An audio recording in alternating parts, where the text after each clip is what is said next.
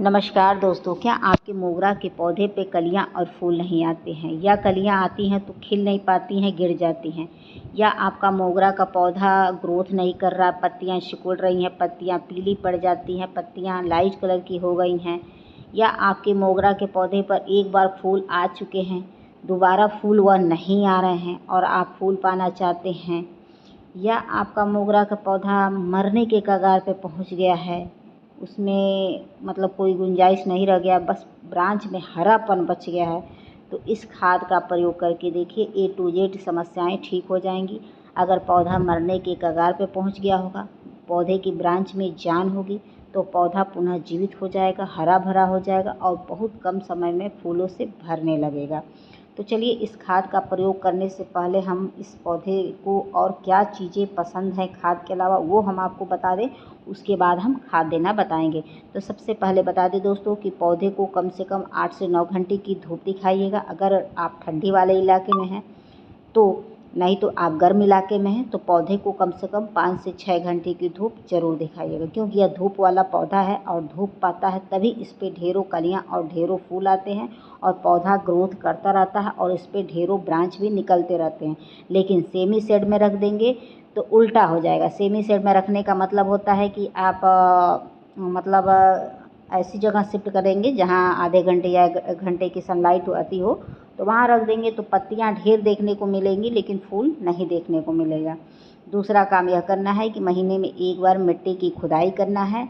और एक चीज़ और ध्यान रखिएगा दोस्तों कि जब भी नर्सरी से पौधा खरीद के लाइएगा तो भुरभुरी मिट्टी में ही इस पौधे को लगाइएगा, क्ले वाली मिट्टी में ना लगाइएगा। क्ले वाली मिट्टी में अगर लगा देते हैं पौधा खराब हो जाता है, क्योंकि क्ले वाली मिट्टी किसी भी पौधे के लिए हितकर नहीं होती है। तो हमेशा वेल ड्रेन मिट्टी यानी कि भुरभुरी मिट्टी ही आप पौधे को दीजिएगा, और जिस हिसाब से पौधा हो उसी हिसाब का गमला दीजिएगा। छोटा पौधा होगा तो छोटा गमला दीजिएगा, बड़ा पौधा होगा तो बड़ा गमला दीजिएगा। ऐसा नहीं कि छोटा पौधा हो और बहुत बड़ा गमला दे देंगे तो उससे पौधे अचानक से मर जाते हैं, ग्रोथ तो बहुत दूर की चीज़ होती है। और एक चीज़ और ध्यान रखना है कि जब भी पौधों को पानी दीजिएगा तो नहलाते हुए दीजिएगा, ताकि पौधे के ऊपर कीड़े मकोड़े डस्ट वगैरह ना लगें, जिससे पौधा स्वस्थ रहेगा, स्वच्छ रहेगा और जल्दी जल्दी ग्रोथ करता रहेगा। और जब एक बार फूल दे दे पौधा तो थोड़ी सी उसकी पिंचिंग वगैरह कर दीजिएगा। पिंचिंग करने से पौधा घना होता है दोस्तों। तो जो ये ऊपर का नोड एरिया दिख रहा है उसी को आप कट कर देंगे या पिंच कर देंगे, तो वहाँ से ढेरों ब्रांच बहुत कम समय में निकल जाएगा। जब ढेरों ब्रांच निकलेगा यानी कि पौधा घना होगा, और घना होगा तो उसी पे ढेरों कलियाँ और फूल बनेंगे दोस्तों। और पानी वगैरह देने का यही नियम है। अगर गर्मी वाले इलाके में है तो 2 टाइम पानी दीजिएगा, सुबह और शाम। और ठंड वाले इलाके में है तो 2 दिन का गैप करके आप पानी दीजिएगा, ठीक है। ओवर वाटरिंग नहीं करेगा, ओवर वाटरिंग की वजह से पौधे खराब हो जाते हैं, इस बात को ध्यान रखिएगा, ठीक है। और गर्म वाले इलाके में है तो आप पानी की कमी भी न रखिएगा। पानी की कमी से भी पत्तियां झुलसती हैं, कलियां खिल नहीं पाती हैं, और जो फूल आते हैं वो लंबे समय तक डाली पे नहीं बन पाते हैं, यानी कि लंबे समय तक वो नहीं रह पाते हैं, जल के भुन जाते हैं, झड़ जाते हैं, बेकार हो जाते हैं। और खाद डालने से पहले पौधे के ऊपर जो भी सूखे पत्तियां हों, सूखे फूल हो, सूखे ब्रांच हो, उनको कट करके हटा दीजिएगा, क्योंकि ये पौधे की एक्स्ट्रा एनर्जी को ले लेती हैं, जिससे विकास होने में काफ़ी विलम्ब होने लगता है। दूसरा काम यह करना है कि महीने में कम से कम 2 बार जो भी फूल वाले पौधे हों उन्हें खाद ज़रूर देना सीखिए। खाद देने से पौधा ग्रोथ करता है, क्योंकि मिट्टी की ताकत बढ़ी रहती है, जिससे लगातार पौधा ग्रोथ करता है। ख़ास तौर से गमले वाले पौधे के लिए है, ठीक है। तो उसके पहले मैंने लिया है खाद के रूप में चायपत्ती और हल्दी। हल्दी फंगिसाइड का काम करता है, पौधे की जड़ों को सुरक्षा प्रदान करता है, और पौधे की जो जड़ें होती हैं उसमें सड़न वगैरह नहीं उत्पन्न होती है, जिससे पौधा सुरक्षित रहता है और ग्रोथ करता है। और चायपत्ती मैंने इसलिए लिया है दोस्तों कि जो ज़रूरी पोषक तत्वों की कमी होती है वह पूरी होती है। इसको डालने से पौधा हरा भरा रहता है और हमेशा स्वस्थ रहता है। तो इसका प्रयोग आप महीने में 2 बार कर सकते हैं, कोई साइड इफ़ेक्ट नहीं है। 3 बार भी करेंगे तो कोई नुकसान नहीं पहुंचेगा, क्योंकि ये प्योर होममेड होता है, ऑर्गेनिक होता है, ठीक है। तो इसका प्रयोग ज़रूर करिए।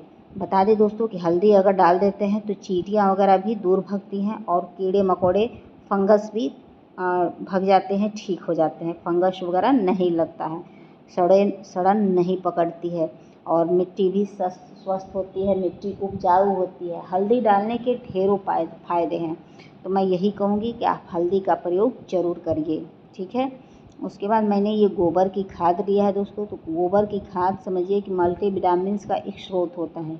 इसको डाल देते हैं तो जो पौधा कभी फूल ना देता हो या जिस पौधे की जीवन काल समाप्त हो गया हो, बस थोड़ा बहुत ब्रांच में हरापन रह गया हो, तो गोबर की खाद डाल देते हैं तो ब्रांच में अगर जान रहती है तो वो ब्रांच बहुत जल्दी उस पर मतलब पत्तियाँ आने लगती हैं, फूल आने लगते हैं, पौधा हमेशा स्वस्थ रहने लगता है, जल्दी बीमार नहीं होता। तो गोबर की खाद अपने आप में बहुत ही ताकतवर खाद होती है, तो इसका प्रयोग आप ज़रूर करिए ताकि आपका पौधा हमेशा स्वस्थ रहे, कभी बीमार ना हो और कभी फूलों की कमी ना हो। ठीक है। तो गोबर की खाद बहुत ही महत्वपूर्ण खाद होती है पौधे के लिए, पौधे की ग्रोथ के साथ साथ पौधे के स्वस्थ रखने में और फूल लाने में कारगर होता है। तो इसका प्रयोग आपको जब मन करे तब आप करिए, इसका भी कोई साइड इफ़ेक्ट नहीं है। आप चाहें तो हर हफ्ते कर सकते हैं, हफ्ते में एक बार, आप चाहें तो 4-4 दिन में कर सकते हैं, इसका कोई साइड इफ़ेक्ट नहीं है। उसके बाद मैंने ये नींबू लिया है दोस्तों, इसमें थोड़ा बहुत रस भी है, तो इसको डालने से पौधों को भरपूर मात्रा में विटामिन सी मिलता है। विटामिन सी मिलता है तो जड़ों का निर्माण होता है, जब जड़ों का निर्माण होता है तो पौधे ग्रोथ करते हैं।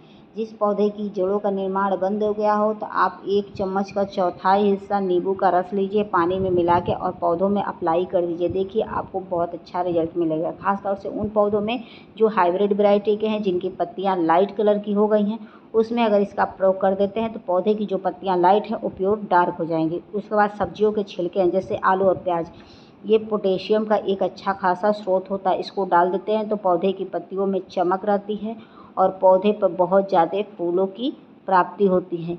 जब बता दें दोस्तों कि इसको डाल देते हैं तो कलियां बम्पर आएंगी, जब कलियां बम्पर आएंगी तो सारे फूल में कन्वर्ट होके रहेंगी। तो इसका भी प्रयोग आप हर दूसरे तीसरे दिन कर सकते हैं, इसका कोई साइड इफ़ेक्ट नहीं है। लेकिन नींबू का प्रयोग आप महीने में 2 ही बार करिएगा, बार बार ना करिएगा। बार बार करेंगे तो आपके पौधे मर भी सकते हैं। ठीक है, इस बात को ध्यान रखिएगा। उसके बाद मैंने इसको मिट्टी में मिला दिया है दोस्तों। अगर पौधे के ऊपर कीड़े मकोड़े लग जाते हैं तो आप शैम्पू वगैरह का छिड़काव कर दीजिए, नीम ऑयल का कर दीजिए, या रेगुलर बेस पे जब भी पानी देना हो तो धुलाई करते हुए दीजिएगा, ताकि कीड़े मकोड़े भी न लगें और पौधा स्वस्थ रहे और हमेशा फूलों और कलियों से भरा रहे दोस्तों। तो चलते चलते अपने गार्डन का छोटा सा ओवरव्यू दे देती हूँ, उसके बाद हम वीडियो को एंड कर देंगे। ठीक है। तो दोस्तों आप लोग को मेरी वीडियो पसंद आएगी तो please like, subscribe, comment and share ज़रूर करिएगा। आशा करती हूँ कि वीडियो पसंद आई होगी। पसंद आई होगी तो प्लीज़ बेल आइकन का बटन दबा दीजिएगा ताकि नेक्स्ट वीडियो लेकर आऊँ आप तक आसानी से पहुँच जाए। फिर मिलते हैं नेक्स्ट वीडियो में नेक्स्ट टॉपिक के साथ। Thank you for watching. Bye bye, take care.